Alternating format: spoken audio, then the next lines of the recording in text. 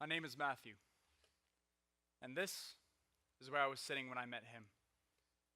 My tax collector booth was a place where I thought I would find both status and power. You see, I was a Jew living under Roman rule. That meant you do what the Romans say. If they ask you to carry their bags, you carry their bags. If they ask you to pay taxes to Caesar, you pay them. And if you have something they want, you give it. So I'm not stupid. When I heard that there was an opening for a tax collector job, I took it. I felt like this would earn me higher position with the Romans, that they would treat me with some respect. It also meant I could keep a little extra money on the side. You see, I got to get whatever extra money I could squeeze out of my fellow Jews.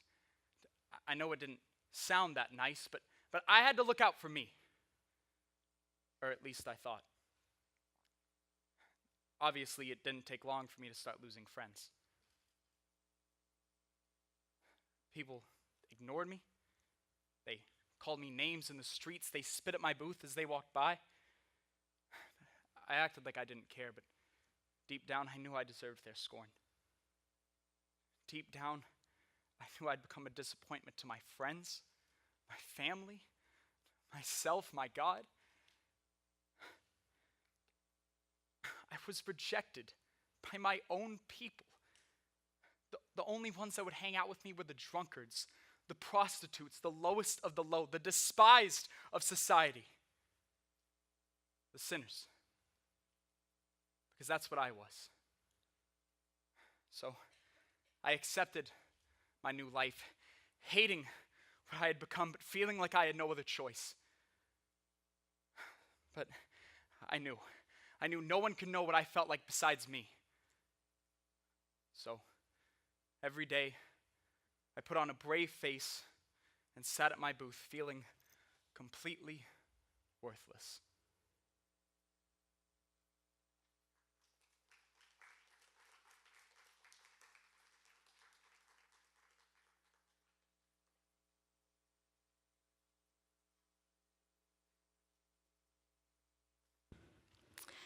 Have you ever felt like that? Do you ever just feel like a complete mess, a screw up, can't do anything right? There's some people in the world who seem like they have everything all together, right? They always look good, they dress nice, they do all the right things, they say all the right things, they're funny, everyone wants to be around them, everyone loves them. And isn't that what we all long for? We all want to be accepted. We all want the high five. We all want to get laughs. We want people to like us. We want people to tell us that we're worthy. We have such a deep desire for that as people. And so what makes us feel worthless? What are the things in our life that make us feel worthless? One that I know is strong in my life is this pressure to try to please other people all the time. This pressure to please others. The other thing is our own sins. Like Matthew talked about, sometimes our own choices are not right, and we know that, and it makes us feel condemned or worthless. And the third thing is the sins of others.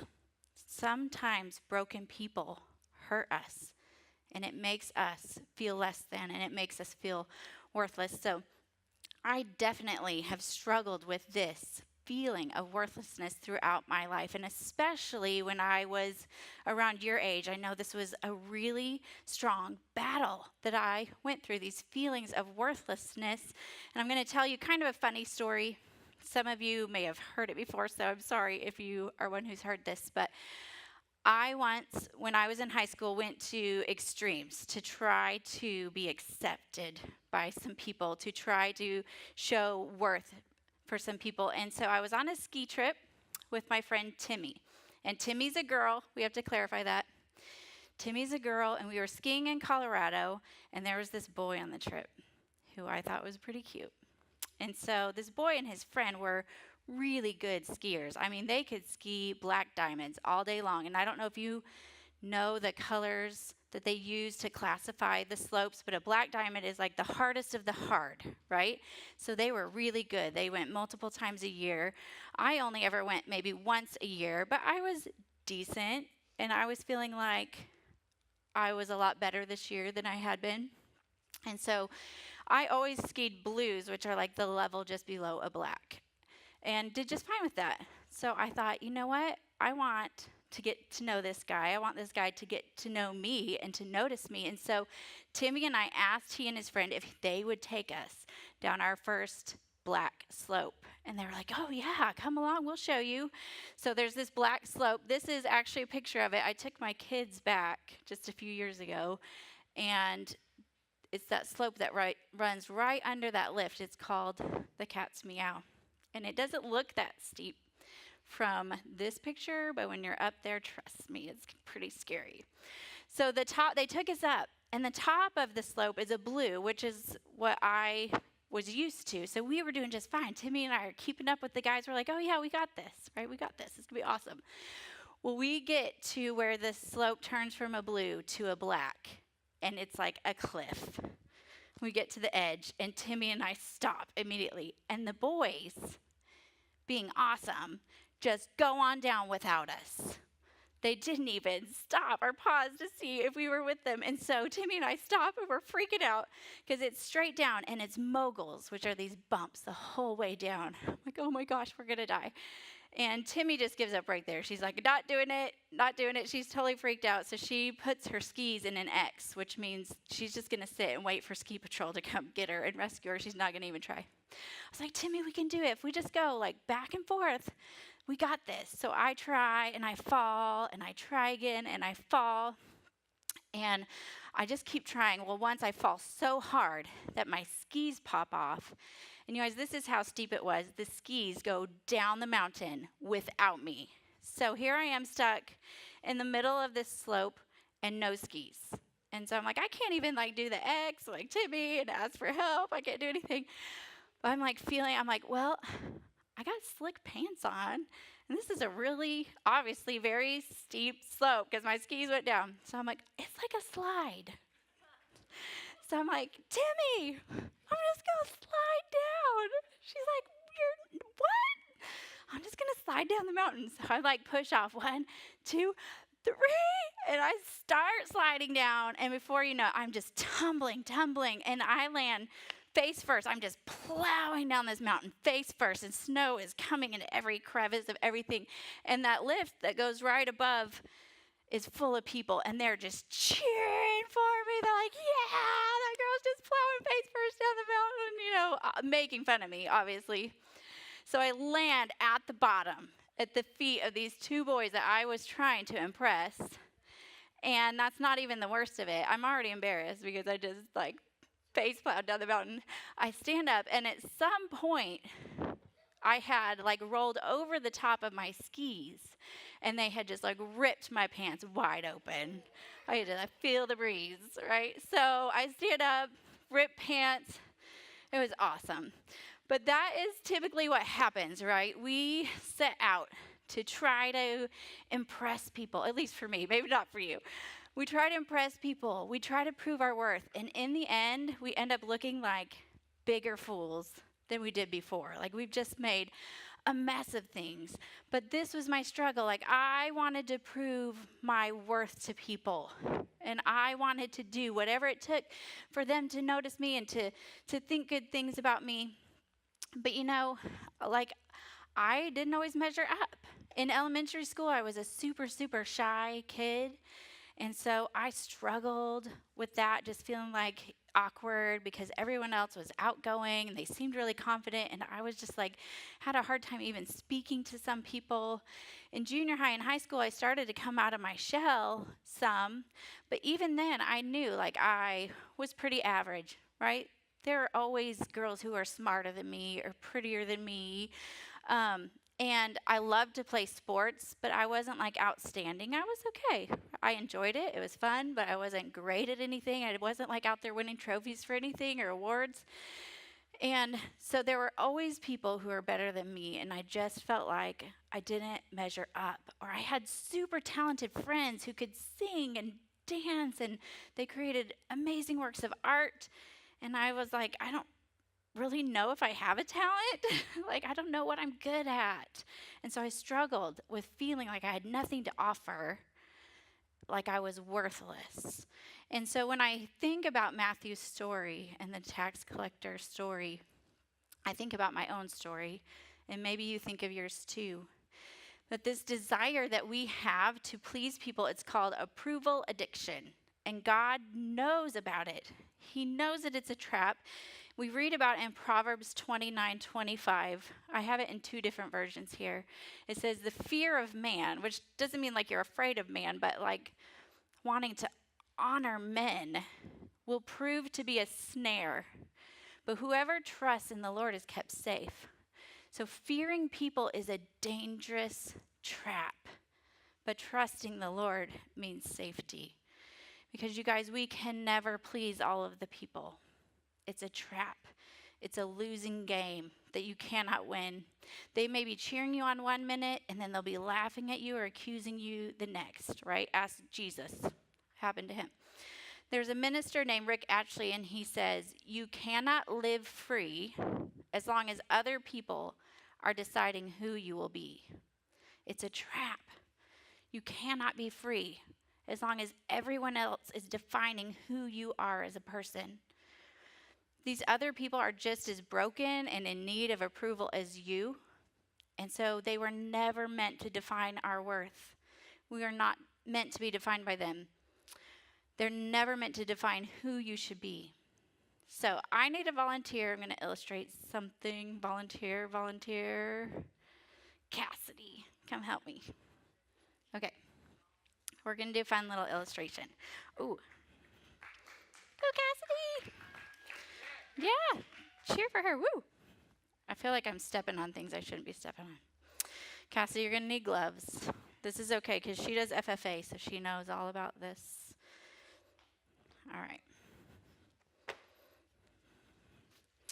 We have this shirt here that's meant to represent who we are in Christ. As soon as Christ created us, he said we are very good, right?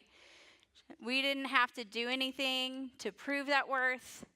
God just said, you are good and you have worth because you are made in my image, right? We automatically are born with worth, and we didn't have to prove ourselves. And so I had you guys do this texter question, and Cassidy's going to do this for me. Y'all, there's some nasty mud in here. Oh, I just went out here beside the source, and there's all kinds of gross mud out there, and we collected some grossness. Okay, Cassidy's going to use that. I'm going to read through these lists of things that you said you feel pressured to be or to do in order to earn worth. Should I move this? Can y'all see? And each time I do, Cassidy's going to smudge this shirt a little. Thank you. There we go. The muscle, Jenny. Everyone give her a hand. All right. Thanks, Jenny. All right. One person said they feel pressured to be the highest scoring person in class. Do y'all relate to that? Just the pressure to go for it, girl. You get some on there.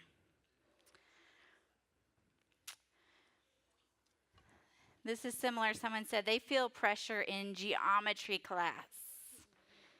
Oh, I don't like geometry. Do y'all like geometry? I don't like math.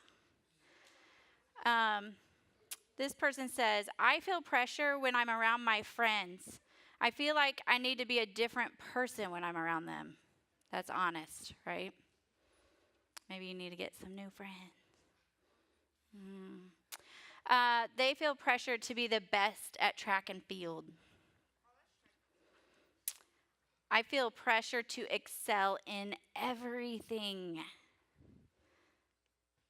Again, pressure for good grades. I'm not sure what they mean by this one. Someone said, I feel pressure in fighting. Maybe they box or do taekwondo. I don't know. I feel pressure to be a good role model for my siblings. That's positive pressure, but it can feel like a lot, right? I feel pressure to be popular, to be better than everyone at something, to be athletic. We feel pressure from everywhere. And then sometimes we feel pressure from, or we can feel worthless because of the sins of others. So maybe someone bullies you or calls you names. Maybe someone has abused you in your life. That cuts deep, right? It makes us feel worthless. It could be our own sins. Maybe we've made poor choices and we feel ashamed and we feel God could never forgive us. And we may believe that we're totally disqualified from ever doing anything for his church or his kingdom because of our past. We're broken. We're hypocrites. And we may not even like who we have become. All right. Thank you, Cassidy. Oh, she's made an awesome mess up here. This is beautiful. Thank you. You can give her a hand for that. And the thing is, we take these pressures that we feel and these comments that we get from other people, and we tend to internalize them, right? I'm just going to put this on. We wear those things around like they belong to us. Oh, guys, this smells. Oh, yeah, that's good stuff. It's gross, right? We internalize it, and we start to feel like this. I'm pulling things I shouldn't. We start to feel like this is who we really are, right? Who these people have said we are, or our mistakes, this is who we are. This defines us, and we start to wear it around like it's who we are. This worthlessness, we feel it deep. So here's a verse in Isaiah that might talk about this feeling. Isaiah 64:6 says, and he's speaking to the Lord. He says, "You welcome those who gladly do good, who follow godly ways, but you have been very angry with us, for we are not godly. We are constant sinners." I've felt like that. Have you ever felt like that? Like you just can't get it right. How can people like us be saved? We are all infected and impure with sin. And when we display our righteous deeds, they are nothing but filthy rags. Like just worthless. We have nothing to offer. It's just like walking around with filthy rags. But here's the truth that the Lord wants to say to us from that very same passage. Isaiah 64:8 says this. "Yet you, Lord," and some versions say, "but you, Lord, are our Father. We are the clay, you are the potter, and we are all the work of your hand."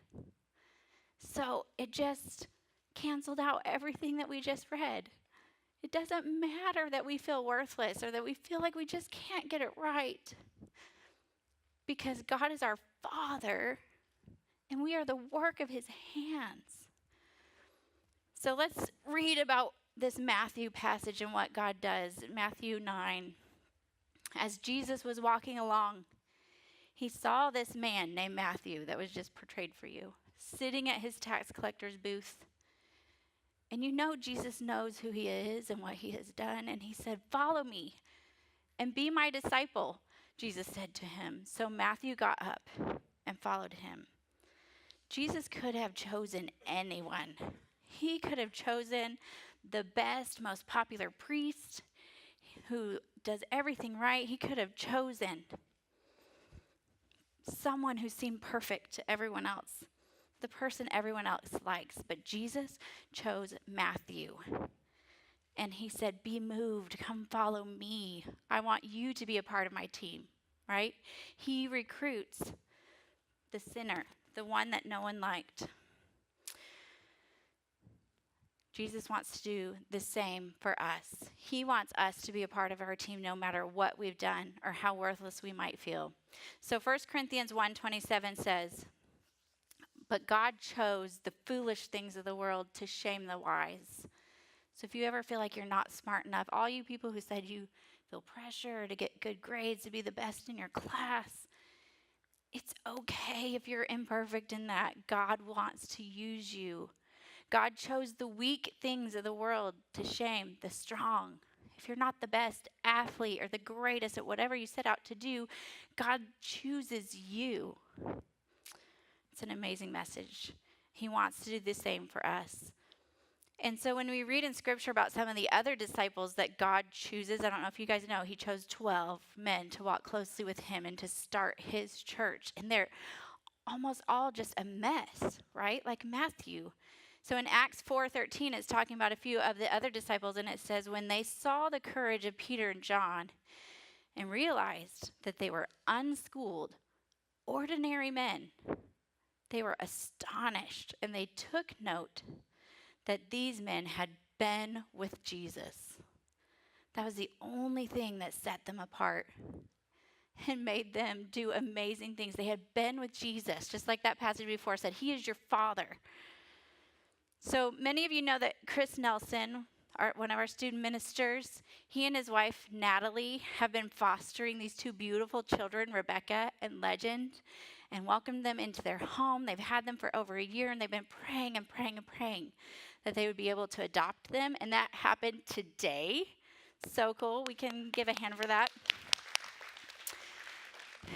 And I remember this story. A few months ago, Rebecca was here, and we were doing some event here for Oasis, and we had pizza for it, and she was back here helping out. She was working so hard. She's so cute. And I saw that there was a pizza like set off to the side, and I was like, hey, Rebecca, what is this pizza over here? And she was like, well, Chris Nelson is my dad, and he said that we could set this pizza aside for our family. And which is totally fine, but I just thought it was so cute because she's like, Chris Nelson is my dad. And it just made me think, you know, she knew that just her word, she's just a little girl. She was just like, well, I put this pizza aside for my family, that might not carry enough worth, right? And she knew that Chris being a minister here, his name already carries worth in our eyes for those of us who know him. His name already carries worth. And so she invoked the worth of her father's name, right? She was like, my dad said that we could have this. And that's just kind of a silly illustration to talk about how you are automatically ascribed with worth because of who your father is, because of your Savior, your Creator, Jesus. And you don't have to prove yourself or work hard to earn that. You are already ascribed in that. And so my question to you tonight is, are you walking in the worth of the one who calls you? Jesus calls each and every one of you. I could look at each of you in the eye and tell you that Jesus is calling you to do something for him. And he created you with a purpose, and you are perfect in his eyes, and he wants you on his team. So here's some passages about that worth that he gives us. Psalm 139, 13 through 14. For you created my inmost being. You knit me together in my mother's womb. I praise you because I'm fearfully and wonderfully made. Your works are wonderful. I know that full well. Ephesians 1, 4 through 5 says, for he chose us in him before the creation of the world. He chose you to be holy and blameless in his sight. In love, he predestined us for adoption to sonship through Jesus Christ in accordance with his pleasure and will. And there's two more verses. Jeremiah 29:11 and Romans 5:8. But God demonstrates his own love for us in this: while we were still sinners, Christ died for us. So none of us were out there earning it and making him, by our own merit, want to come do this for us. He did it while we were still sinners. And for I know the plans I have for you, declares the Lord, plans to prosper you and not to harm you, plans to give you hope and a future. God knows everything about you, all your bad decisions, and he wants you on his team. So I love that Matthew immediately follows Jesus' invitation without any hesitation, and listen to what he does next. Matthew 9, we're going to go back to that passage. So Jesus calls him to follow him. And then the very next verse, while Jesus was having dinner at Matthew's house, many tax collectors and sinners came and ate with him and his disciples. And when the Pharisees saw this, they asked his disciples, why does your teacher eat with tax collectors and sinners? On hearing this, Jesus said, it's not the healthy who need a doctor, but the sick. But go and learn what this means. I desire mercy, not sacrifice, for I have not come to call the righteous, but sinners. So immediately Matthew, as soon as he calls, goes and he starts inviting other people in, other sinners just like him, to meet this Jesus who'd called him. Immediately, they're at his house, and he's bringing them all, he's drawing them all in to meet this one who called him. And some of these, one translation calls these people scum. Right? The Pharisees looked and said, "Why are you hanging out with this scum?" While others judged and ridiculed these people, Jesus invited them in. He called them to walk with him daily. He didn't just stand across the street like showing off his goodness, how good he is, and like maybe they'll be drawn to me by how good I am. They might come over here with me. And he didn't like yell at them from across the street and say, "You're so wicked and you're so evil and you need to turn from your wicked ways." He crosses the street and he goes to them and he invites them in. And he invites them to do life with him, and they do dinner together, and they hang out together. That's how our Jesus does things, and immediately Matthew's doing that right alongside him as soon as he's called. And it reminds me of this video that I saw recently. Thank you very much. Enjoy the game. See ya. Hey, what's going on? You guys got wings? I want everything. We got the wings, we got the jerseys, the room is over set up, it's all good. There's still one more thing I gotta do. Hey, how you doing, man? What's going on? Doing well, great. How you doing? What's going? Doing good, man. Trying to stay warm? Yes, sir. Yeah. It's freezing out here, man. I'm trying to stay warm, man. Yeah. You watching the game tonight? What are you guys watching the game? Why not? So I was wondering if you wanted to join me for a Super Bowl party. A Super Bowl party, you want to join? Really? Yeah. Oh, wow, yes. You guys want to join? We're throwing a little Super Bowl party. Yeah. You be down? Yes. Yeah? We down? All right, let's do it. Yeah? Yes. Let's do this, all right? Okay, fantastic, man. All right, get you out of the cold, get something to eat. I'm not kidding, man. I'm serious. Is that cool?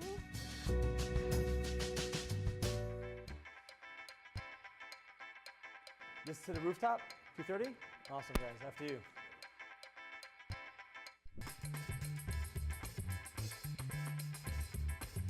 To get into the spirit of the football game, I got some jerseys.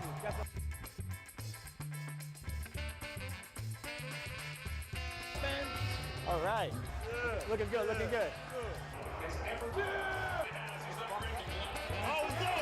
Oh! You guys hungry? You guys want to get some food? Let's go.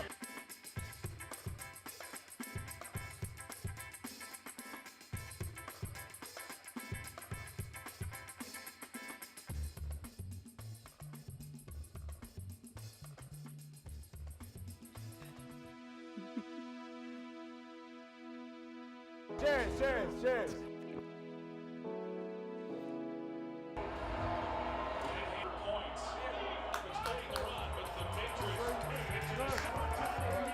Oh, son of...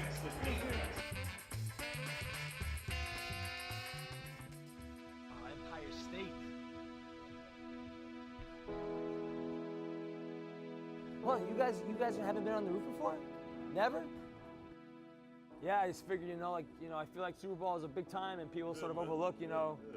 It's like a holiday to me. Yeah, it's, people like celebrate Thanksgiving, people celebrate, the holidays, but no one's doing anything for Super Bowl, so I was like, let's throw a little party. Like, how do you guys stay positive the whole time? I mean, I don't give up. I gotta keep my head above water, keep it moving. It's plenty of windows of opportunity out there. Isn't that cool? So awesome. So he saw some people. Yeah, give him a hand. It's so cool. He saw some people who were probably overlooked and judged and in need, and he invited them in. And 1 John 4:19-20 says this: "We love because he first loved us. Whoever claims to love God yet hates his brother or sister is a liar, for whoever does not love their brother and sister whom they have seen cannot love God who they have not seen." So how we treat people on this earth matters. We want to live like Jesus did. So if you are walking in the worth of the one who calls you, are you calling out the worth in others? Are you calling out the worth in others around you? So tonight, I want you to think about that. Could you find someone on social media who maybe you know is not treated well at school and friend them and send them some encouragement? Or maybe you can talk to that bully who nobody seems to like because they're so off all the time, but maybe find out that there's something major going on in their life and you can encourage them. Invite the nerdy kids over to hang out. Whatever it takes, even if it means that you're risking your own popularity, are you calling out the worth in those around you? If we want to be Christ-like, then we have to do that. We have to step out of our comfort zone and call out the worth in others. So my challenge to you tonight is this, for you to call out the worth in others. I come here every Wednesday at Oasis, and I watch as you all pour in, and you hang out with your friends, and you're gathering with the people you know. And some of you are better at this than others, but all too often I will see that there are one or two people who sit by themselves, and no one speaks to them because we're all hanging out with our friends. Or there's someone just kind of quietly hanging out in the corner alone, because no one's inviting them in. So my challenge to you is to change that. I want to see what it would look like on Sunday morning with our small groups or Wednesday night at Oasis. Every single person, how cool would it be if every single person who walked on our property left feeling worthy? Because people were talking to them, they were asking them about their life. You were saving a seat for this new person. You have no idea who it is, but you've saved them a seat because you know it's their first time here. You're leaving your friends to go talk to the person who's in the corner to make sure they have someone to hang out with that night. We need to call out the worth in others. So this is what we're going to do. The adult leaders right now are going to come around and hand out some pens and some note cards. And I want you to put your name on one side, and on the other side, write down these two things. I want you to write down one person you're going to be encouraging this week, or someone you're going to invite to Oasis with you next week. And the other thing I want you to write down is one way that you need to begin walking in the worth of the one who calls you by bravely using your gifts, your talents, your words, your money, your time to serve God's kingdom. Write that down. Make that commitment today. And we've got this recruitment bucket up here that we're going to put right in the middle. So as we begin worship, I want you to bring those cards up here in response and put them in the bucket. And the youth team and I are going to commit to praying over these cards for the next few weeks and praying that God will use you and move powerfully in your life. So let's go call out the worth in others.